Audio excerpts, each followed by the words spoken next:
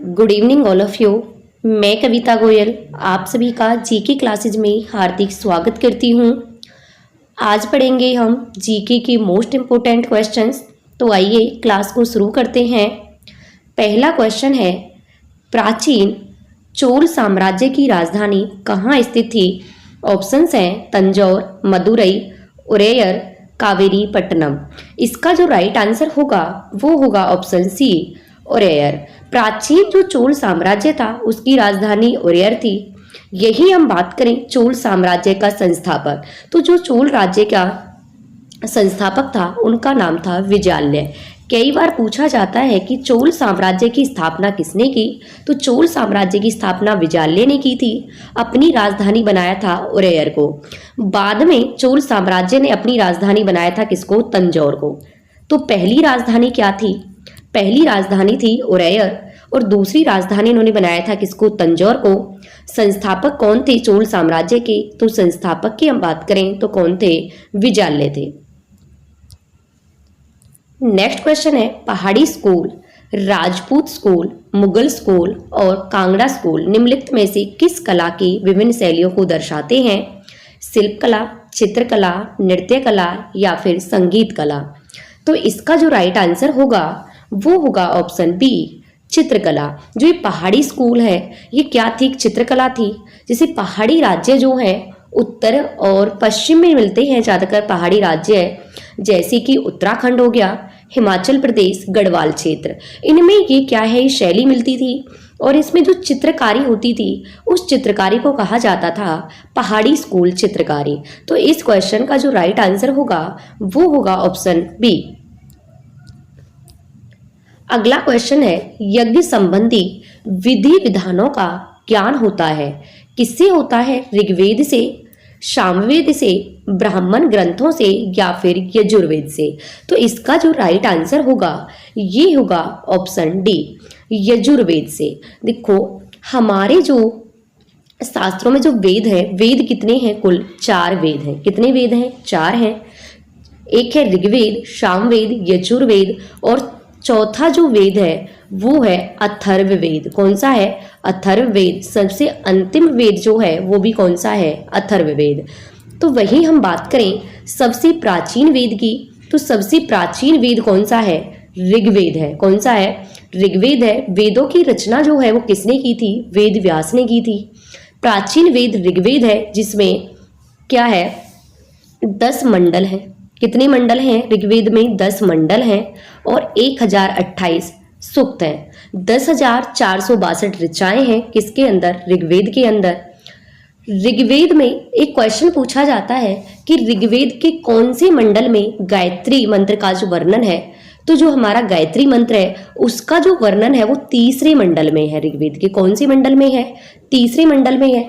एक क्वेश्चन यहीं से ये बनता है कि गायत्री मंत्र जो है वो किस देवता को समर्पित है? तो जो गायत्री मंत्र है वो कौन से देवता को समर्पित है? सावित्री या फिर सूर्य देवता को समर्पित है। वहीं जब प्राचीन समय में जो हमारा समाज था वो 4 वर्णों में बटा हुआ था, तो उस टाइम जो वर्ण होते थे, जातियां जो होती थी वो कर्म के आधार पर होती थी। तो पूछा जाता है कि समाज 4 वर्णों में बटा हुआ था, इसका वर्णन कौन से मंडल में मिलता है ऋग्वेद के में? तो कौन से मंडल में मिलता है? ये मिलता है 10वें मंडल में। तो 3रे मंडल में गायत्री मंत्र का वर्णन है, 7वें मंडल में सोम देवता का वर्णन है और 10वें मंडल में किसका है? समाज जो है वो 4 वर्णों में बटा हुआ था, क्षत्रिय, ब्राह्मण, शूद्र और वैश्य। तो इसका वर्णन मिलता है 10वें मंडल में। तो सबसे प्राचीन वेद कौन सा है? ऋग्वेद है। वहीं हम बात करें दूसरा तो कौन सा है? सामवेद है। संगीत का जनक, कि जो हमारा संगीत है उसका जो जनक है उसकी उत्पत्ति किस वेद से मानी जाती है? तो ये मानी जाती है किससे? सामवेद से। किससे मानी जाती है? सामवेद से। सामवेद के पढ़ने वालों को उदात्री कहा जाता है। यही जो ऋग्वेद के जो पुरोहित होते थे, जो ऋग्वेद को पढ़ते थे, उन्हें होत्री कहा जाता था। क्या कहते थे? होत्री। और जो सामवेद को पढ़ते थे उसे उदात्री बोला जाता था।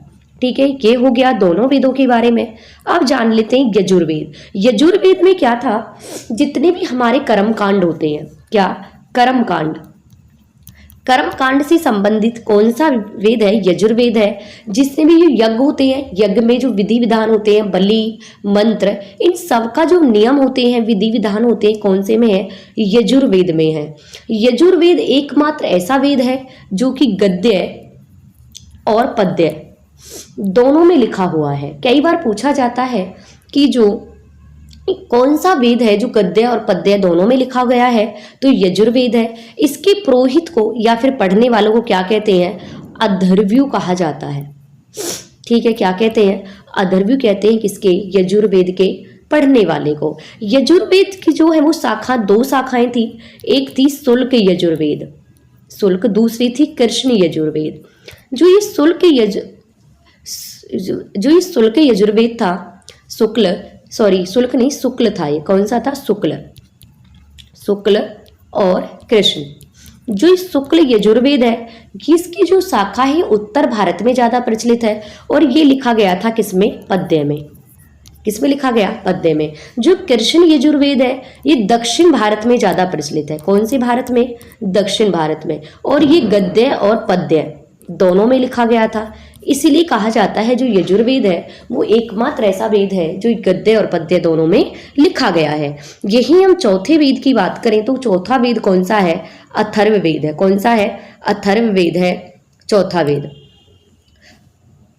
अंधविश्वास, आपसे पूछ ले अंधविश्वास ज्यादातर, बलि प्रथा कौन से में है? अथर्ववेद में है। अथर्ववेद एकमात्र ऐसा वेद है जो कन्याओं के जन्म की निंदा करता है। सबसे अंतिम में लिखा गया था, अथर्वा ऋषि ने लिखा था, इसीलिए इसका नाम पड़ा था क्या? अथर्ववेद। ठीक है, तो वेद कितने हुए? 4 हुए। सबसे प्राचीन वेद ऋग्वेद है और सबसे अंतिम वेद अथर्ववेद है, अथर्वा ऋषि ने लिखा। और जिसमें यज्ञ संबंधी विधि विधानों का वर्णन है वो कौन सा है? ये है आपका यजुर्वेद।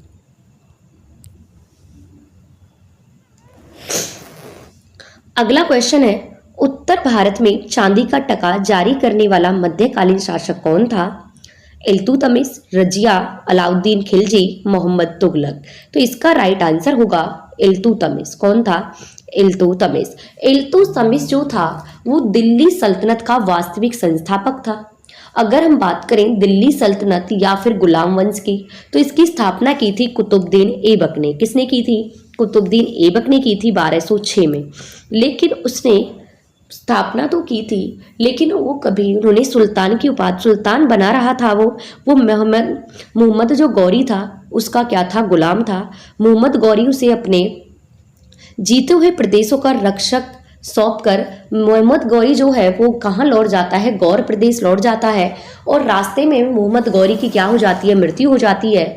और यहाँ की जो जनता होती है दिल्ली की, वो कुतुबुद्दीन ऐबक को गद्दी पर बैठा देती है। इसीलिए गुलाम वंश का जो संस्थापक थे वो कुतुबुद्दीन ऐबक है। लेकिन यहीं पर अगर वास्तविक शब्द जोड़ दें कि गुलाम वंश या फिर दिल्ली सल्तनत का वास्तविक संस्थापक कौन था, तो आंसर आएगा कौन था? इल्तुतमिश था। इल्तुतमिश ने ही चांदी का टका और तांबे का जीतल चलाया था। तांबे का क्या था? जीतल। कई बार क्वेश्चन पूछा गया है कि इल्तुतमिश के टाइम में जो चांदी का सिक्का था उसको क्या कहते थे? टका। और तांबे के सिक्के को क्या कहा जाता था? जीतल कहा जाता था। इल्तुतमिश की बेटी थी रजिया सुल्तान, जो कि पहली मुस्लिम शासिका थी जो भारत की गद्दी पर बैठी थी, यानी कि दिल्ली की गद्दी पर बैठी थी। कब बैठी थी? 1236 में। और 1240 में हरियाणा के कैथल में इसकी हत्या कर दी जाती है। इसकी रजिया सुल्तान की। तो रजिया सुल्तान दिल्ली की गद्दी पर बैठने वाली पहली क्या थी? मुस्लिम शासिका थी, जो किसकी बेटी थी? इल्तुतमिश की क्या थी? बेटी थी। आगे क्वेश्चन देखिए, मोरक्को देश का यात्री इब्न बतूता किसके शासनकाल में भारत आया? मोहम्मद बिन तुगलक, बाबर, अकबर, महमूद गजनवी। तो ये आया था किसके शासनकाल में?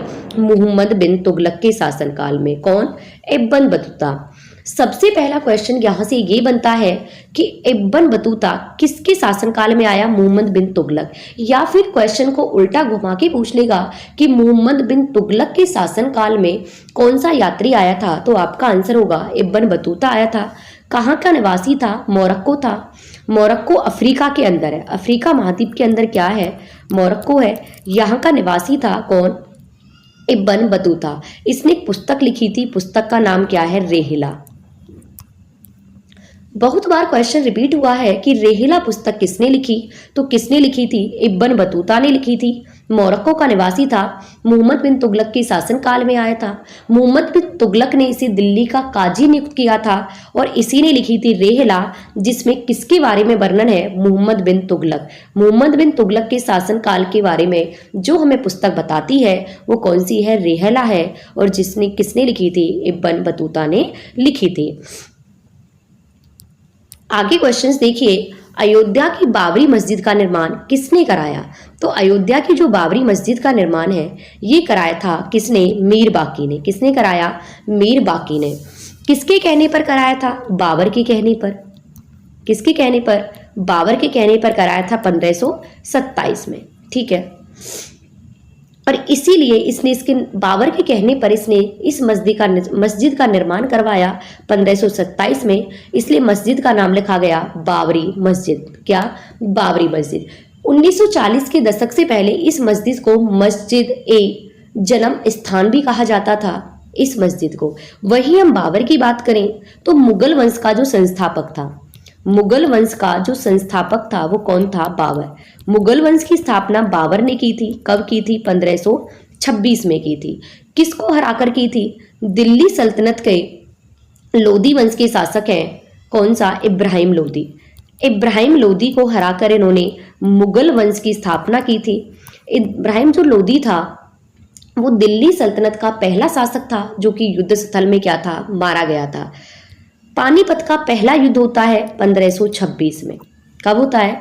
1526 में। 21 अप्रैल 1526 का वो दिन था जब पानीपत के मैदान में पहला युद्ध होता है, जिसे पानीपत का प्रथम युद्ध कहा गया। किसके बीच हुआ? बाबर और इब्राहिम लोदी के बीच हुआ, जिसमें इब्राहिम लोदी हार जाता है और बाबर की क्या हो जाती है? जीत हो जाती है। और यहीं से बाबर मुगल साम्राज्य की स्थापना रखता है, नींव रखता है। कहां पर? भारत में। बाबर आता है, लगातार 4 युद्ध लड़े। पहला 1526 में पानीपत का युद्ध, दूसरा इसने लड़ा था 1527 में खानवा का युद्ध, जो किसके साथ हुआ था? बाबर और राणा सांगा के बीच हुआ था। 1528 में लड़ा था इन्होंने किसका? चंदेरी का युद्ध। और 28 में लड़ा था इन्होंने, 29 में लड़ा था किसका? चंदेरी का युद्ध। और 28 में लड़ा था इन्होंने घाघरा का युद्ध। ठीक है, तो बाबर ने 4 युद्ध लड़े और 1530 में इसकी क्या हो जाती है? मृत्यु। तो 26, 27, 28, 29 4 लगातार युद्ध लड़े, 1530 में इसकी मृत्यु हो गई। और इसके बाद गद्दी पर बैठा था इसका पुत्र कौन सा? हुमायूं। तो इस क्वेश्चन का राइट आंसर है मीर बाकी। अगला क्वेश्चन देखिए, शेरशाह सूरी की मृत्यु हुई थी। तो जो शेरशाह सूरी की मृत्यु हुई थी वो कहाँ हुई थी? कालिंजर में। कहाँ पर हुई थी? कालिंजर में। 22 मई का दिन था। 22 मई 1545 का वो दिन था कि जब शेरशाह सूरी की मृत्यु हो जाती है। कहाँ पर? कालिंजर में। कालिंजर में राजपूत शासकों के साथ इनका युद्ध हुआ।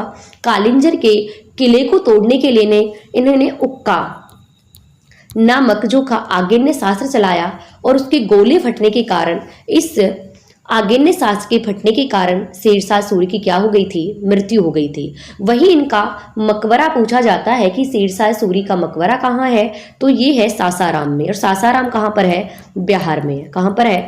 बिहार में। शेरशाह सूरी जो है वो 1540 में गद्दी पर बैठता है दिल्ली की पर।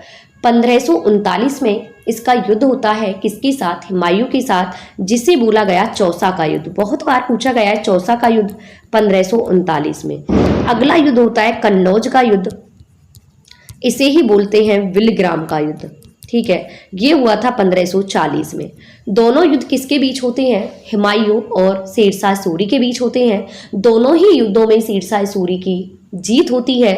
और 1540 में जो हुमायूं है वो भारत को छोड़कर अफगानिस्तान चला जाता है। और 1540 में गद्दी पर कौन बैठ जाता है? शेरशाह सूरी बैठते हैं। 1545 में इनकी मृत्यु हो जाती है कालिंजर के युद्ध में। कोस मीनारों का निर्माण भी किसने कराया था? जीटी रोड कोस मीनारों का निर्माण किसने कराया? शेरशाह सूरी ने कराया था। तो राइट आंसर होगा कालिंजर। अगला क्वेश्चन देखिए, किस चंदेल शासक ने महमूद गजनवी का सामना किया था? तो ये किसने किया था? चंदेल शासक विद्याधर ने। चंदेल शासक विद्याधर ने हराया था किसको? महमूद गजनवी का इसने सामना किया था। महमूद गजनवी ने कुल भारत पर 17 बार आक्रमण किए। कितनी बार? 17 बार। जो इसका सबसे प्रसिद्ध आक्रमण रहा वो रहा था 1025 ईस्वी में हुआ था सोमनाथ के मंदिर पर। सोमनाथ का मंदिर का आक्रमण, जो कि सोमनाथ का मंदिर कहाँ है? गुजरात में। यहाँ से इन्होंने भारी मात्रा में लूटपाट की थी। तो सबसे जो इनका प्रसिद्ध युद्ध था वो कौन सा था? 1025 के सोमनाथ का युद्ध। अगला क्वेश्चन देखिए, कनिष्क की राजधानी थी। कनिष्क की कौन सी राजधानी थी? तो कनिष्क की जो राजधानी थी वो थी पुरुषपुर। कनिष्क ने अपनी राजधानी किसको बनाया? पुरुषपुर को बनाया था, जिसका बाद में नाम पड़ा पेशावर। क्या? पेशावर। पहली राजधानी पुरुषपुर थी और दूसरी राजधानी कौन सी थी? दूसरी राजधानी कनिष्क ने बनाई थी किसको? मथुरा को। किसको बनाई थी? मथुरा। इसीलिए मथुरा में जितने भी मंदिर वगैरह बने हुए हैं उसमें गांधार शैली का क्या है? सबसे ज्यादा मिलती है। कौन सी शैली? गांधार शैली। क्योंकि कनिष्क के शासन काल में सबसे ज्यादा जो फली फूली थी वो गांधार शैली ही फली फूली थी। कनिष्क ने कश्मीर पर क्या किया था? आक्रमण किया था और कनिष्कपुर नगर बसाया था। किसने? कनिष्क ने। कनिष्क ही था जो कि अश्वघोष जो थे एक विद्वान थे, अश्वघोष को अपने साथ ले गया था। कहाँ पर? पुरुषपुर में ले गया था, पेशावर में। तो कनिष्क की राजधानी पुरुषपुर थी, जिसका बाद में नाम क्या पड़ गया था? पेशावर। और दूसरी राजधानी क्या थी? मथुरा थी। अगला क्वेश्चन देखिए, किस विश्व धरोहर स्थल को मुगलों का कब्रिस्तान कहा जाता है? हुमायूं का मकबरा, महाबोधि मंदिर, कुतुब मीनार, लाल किला। तो ये कहा जाता है किसको? हुमायूं के मकबरे को। हुमायूं के मकबरे को कहा जाता है विश्व धरोहर। हुमायूं का मकबरा कहाँ पर है? सबसे पहले तो ये होगा कहाँ पर? दिल्ली में। बनवाया किसने था? हमीदा बानो बेगम। हमीदा बानो बेगम ने बनवाया था। कब बनवाया? 1562 में। ठीक है। इसको बनाने वाले वास्तुकार कौन थे? गियास बेग। किसने बनाया था? गियास बेग। इसको 1993 में विश्व धरोहर सूची में शामिल किया गया है। किसको? हुमायूं के मकबरे को। इसे मुगल का कब्रिस्तान क्यों कहते हैं? क्योंकि इसमें कई मुगल शासकों की क्या है? कब्रिस्तान है। जैसे कि हुमायूं का भी है। उसमें हुमायूं के बाद बहुत सारे शासक हुए थे, तो उनके कई शासकों के जो हैं यहाँ पर मकबरे हैं। किसमें? दिल्ली में। तो इसीलिए इसे कहा गया हुमायूं का मकबरा और इसे कहा गया मुगलों का कब्रिस्तान। ठीक है। कुतुब मीनार का निर्माण किसने करवाया था? तो कुतुब मीनार की जो नींव डाली थी, पहली मंजिल का निर्माण किसने कराया था? कुतुबुद्दीन ऐबक ने। लेकिन इसको कार्य को पूरा किसने करवाया था? कुतुब मीनार के कार्य को पूरा करवाया था किसने? इल्तुतमिश ने। किसने करवाया था? इल्तुतमिश ने।